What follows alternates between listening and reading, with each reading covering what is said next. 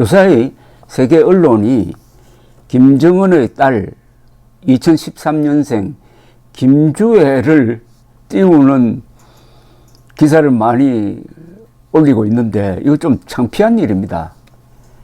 김주애 2013년생 10살짜리가 무슨 뭐 말을 탔다느니 김정은을 껴안았더니 이따위 보도를 하면서 마치 후계자가 되는 것처럼 지금 기사를 쓰고 있습니다. 이거 완전히 김정은의 심리전에 넘어가는 겁니다. 그 모양이 딱 조폭인데 마피아 영화에 나오는 보스와 보스가 사랑하는 딸과의 관계하고 똑같습니다. 특히 이 마피아 중에서도 저 콜롬비아 이런 데 있는 그 마약 카르텔의 두목의 행태와 참 비슷합니다. 이게 족보가 있습니다. 족보가. 김정은 정권, 김정일, 김일성 정권을 한마디로 표현할 때 뭐라고 하느냐. 신상옥 감독이 1989년에 저와 만났을 때 한 이야기가 지금도 생생합니다. 마적단이라고 했어요. 마적단. 북한이라는 마을을 정보해가지고 분탕질하는 마적단 그 이하도 이상도 아니다. 거기에 하나 더 붙인다면 조폭, 마피아인데 하나 더 붙인다면 저기 사결 집단입니다. 이런 자들이 하는 행태를 전문가들이 나와가지고 이렇쿵저렇쿵 분석하면은 결국은 북한의 세습 체제를 인정해 주는 게 됩니다. 이 문제에 대해서 진짜 전문가의 의견 하나를 제가 소개를 해드리려고 그럽니다. 이분은 국정원에서 북한 분석관으로 평생을 보낸 분입니다. 곽길섭 선생인데 수년 전에 퇴직을 했습니다. 이분을 제가 알게 된 것은 2020년에 봄에 김정은이가 갑자기 사라진 적이 있어요. 한 달 동안.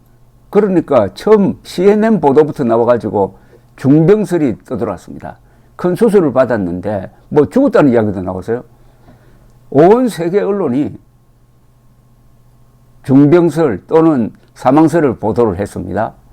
거기에는 이 탈북자 중에 유명한 분들도 나오고 외교 전문가들도 나오고 해가지고 한 달 동안 난리를 폈는데 처음부터 이 곽길섭 선생이 자신이 운영하는 유튜브에서 확실하게 이거 절대 아니다 이거 김정은의 심리전에 넘어가는 거다. 김정은이가 뚱뚱하다고 해가지고 중병에 걸렸다고 보는 것은 그건 잘못된 거다. 나이가 30대면은 쇠를 씹어 먹어도 괜찮을 나이인데 뭐 성인병이 있다고 한들 그거 별것 아니다. 반드시 나타나는데 이거 너무 나간다고 경고를 했던 적이 있습니다.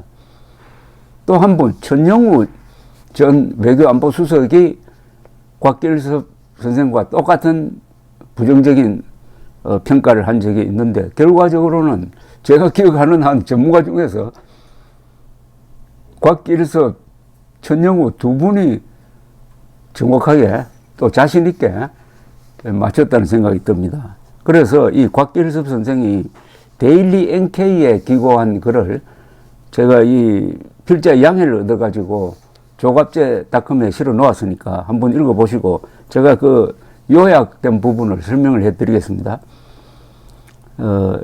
이분은 우선 이 글에서 이 세습체제라는 게 뭐냐 하는 것을 딱 정리를 합니다. 그러니까 북한의 독특한 이 3대 세습체제, 곧 4대 세습체제로 넘어가는데 이 세습체제라는 게 어떤 논리적 근거를 가지고 있느냐부터 설명을 합니다.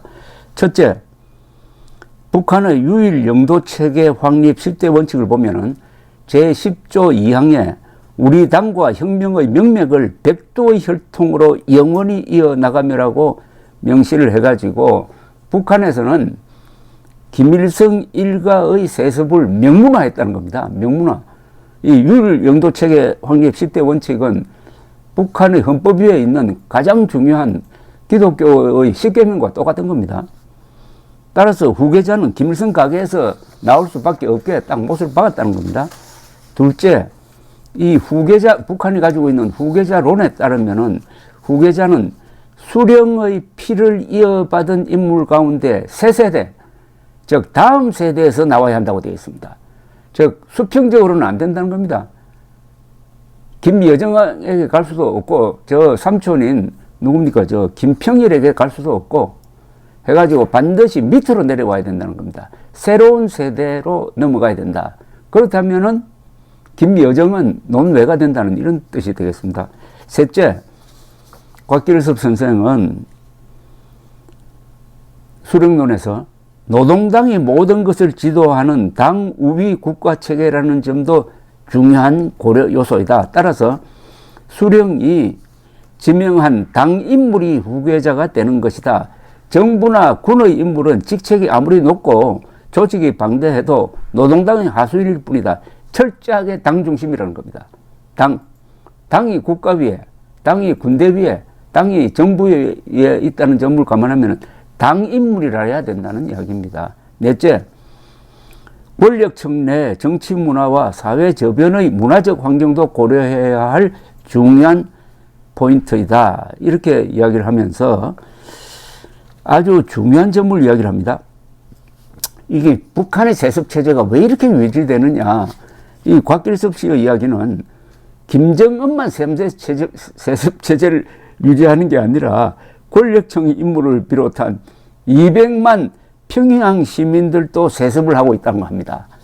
즉 평양에 사는 사람들은 어떻게 보면은 지옥 속에서 천국에 사는 것과 마찬가지인데 모든 특권을 누리고 있는데 이 사람들이 대대로 평양에 산다는 겁니다. 그러니까 200만이 김일성 일가와 함께 세습을 하고 있다. 200만이 세습을 하고 있다. 이게 가장 중요한 저는 포인트라고 생각합니다. 그러니까 공동운명체라는 겁니다. 200만 세습체제를 생각을 해야 된다는 거죠.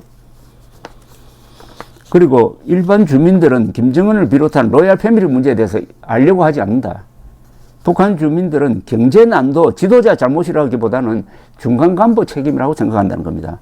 마지막으로 개인의 직위와 역할, 정치적 자질도 중요한데 후계자가 되려면은 당이나 군의 핵심 포스트에서 후계 수업을 반드시 받아야 한다. 이런 이야기입니다.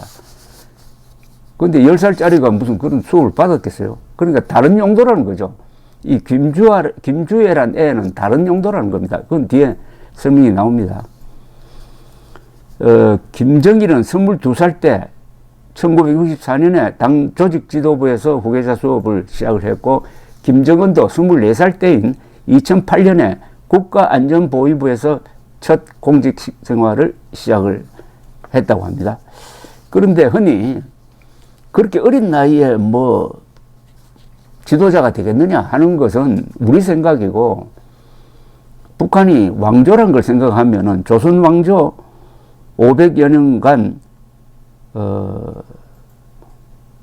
약 절반가량의 왕이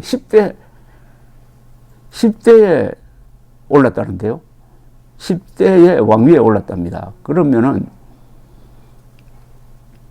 북한에서는 결국 왕조 세습을 이어가기 위해서는 10대, 20대가 권력자가 되는 게 하나 다등 이상할 게 없다. 나이는 중요하지 않고 오로지 김일성 핏줄을 잇느냐 그리고 밑으로 내려가느냐 그게 가장 중요하다 이런 뜻인 것 같습니다. 자, 그런 전제를 해가지고 우리 곽길섭 선생이 한 사람 한 사람 이제 거론을 합니다. 핵심은 김주애는 절대로 후계자가 될 수 없다는 겁니다. 김주애가 언론이 집중적인 스포트라이트를 받고 있지만은 후계자가 될 수 없는 이유가 엄청나다는 겁니다. 유교적 뿌리가 깊은 북한 사회에서 여자라는 게 큰 핸디캡이 될 수 있다. 이런 문제입니다. 그 다음에 더 큰 문제는 만약 김주애로 승계가 되면은 4대에는 문제가 없는데 5대가 되면은 김씨가 아니라 다른 성으로 갈 수가 있다는 거 아닙니까? 5대가 되면은 이게 치명적이라는 겁니다.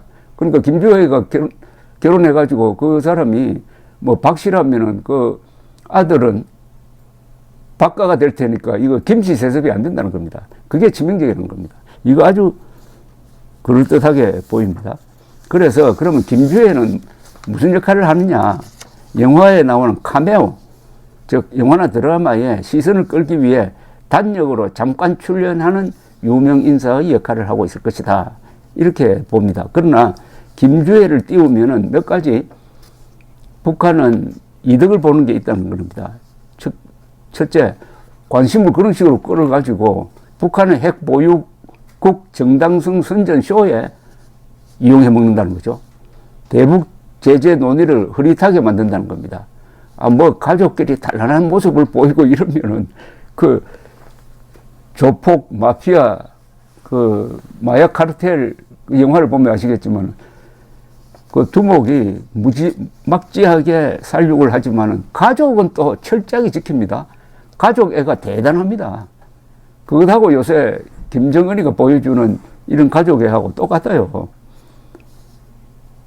그 다음에 효과는 뭐냐? 김주애를 카메오로 써먹는 효과는 핵무기가 단순히 군사용을 넘어 미래 세대의 안전을 담보하는 것이라는 선전을 하면서 4대 세습의 정당성도 자연스럽게 각인시킨다 이겁니다. 그러면 김여정이가 이제 등장하는데 흔히 김여정을 또 후계자로 점찍는 사람이 있는데 곽길섭 선생이 가지고 있는 논리의 틀에 보면 그건 절대로 안 된다는 거죠.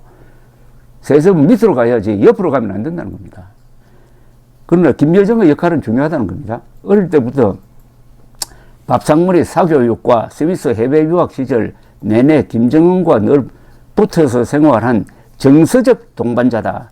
그러니까 요 남매가 사이가 좋고 옆에 있으면 마음이 놓이고 하는 그런 심리적 역할을 상당히 많이 하고 있다는 이야기입니다. 그러나 김여정은 명확한 한계가 있다는 겁니다. 후계자는 다음 세대, 새 세대 인물이어야 하는 데 대한 말하자면 뭡니까 이거 맞지 않고 그 다음에 결혼할 경우에 그 아들로 또 세습이 돼야 되는데 김여정이가 후계자가 되면 또 성이 바뀔 수도 있다는 거죠. 그런데 김여정은 지금 당에서만 역할을 수행하고 있다고 합니다. 군이나 보위부 계통의 활동이 전혀 없기 때문에 지도자감으로는 결격사유다 이런 이야기입니다. 그 다음에 또 나오는 사람이 김정철입니다. 김정은의 형제죠. 이 사람은 뭐 음악에 상당히 심취해가지고 공연 보러 다니는 그런 공개 활동을 하니까 이건 뭐 젖혀내야 되고 김평일 이야기도 하지만은 김평일은 김정일의 동생인데 김일성을 닮았다고 해가지고 평판이 좋았지만 항상 외국 대사로 있었습니다. 국내에 들어오지도 못했습니다. 아무런 정치적 기반도 없고 나이도 그렇고 이거는 논외다. 결론적으로 우리 곽길섭 선생은 이렇게 맺습니다. 김정은의 후계자는 수령론과 후계자론 그리고 다양한 변수를 종합적으로 고려할 때 백두혈통 그중에서도 이미 제왕적 수업에 들어가 있을 것으로 추정되는 아들 중에서 나와야 되는데 특히 2010년생으로 알려진 장남을 주목해야 한다. 2010년생이면 지금 만 13살입니다. 요 이름도 뭐 별로 알려진 게 없어요. 그러나 2010년생 아들이 있다는 것은 확실합니다.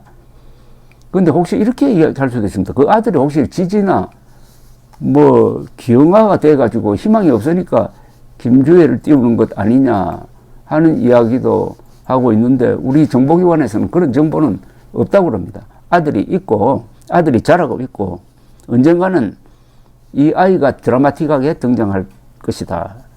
그 김주애 이야기는 일종의 바람잡이다 이런 뜻으로 보입니다. 김여정은 그럼 무슨 역할을 하고 있느냐? 김여정이 당 부부장으로서 리베로 역할을 수행하고 있다고 했습니다. 리베로는 자유로운 플레이어 역할인데 김정은이 수령 유고시 대행 역할을 하는 제1비서 직책을 신설한 것도 어떤 급변 상황이 나왔을 때 과도기적 역할을 할지만은 후계자는 절대로 될 수 없다. 한편 김주애는 지금처럼 아버지의 구상을 뒷받침하는, 아버지는 장남 13살짜리 장남을 후계자로 키우는 그 구상을 뒷받침하는 카메오, 특히 친오빠로의 4대 세습을 자연스럽게 유도하는 인트로의 역할, 도입부의 역할을 수행해 나갈 것으로 예상한다고 분석했습니다. 감사합니다.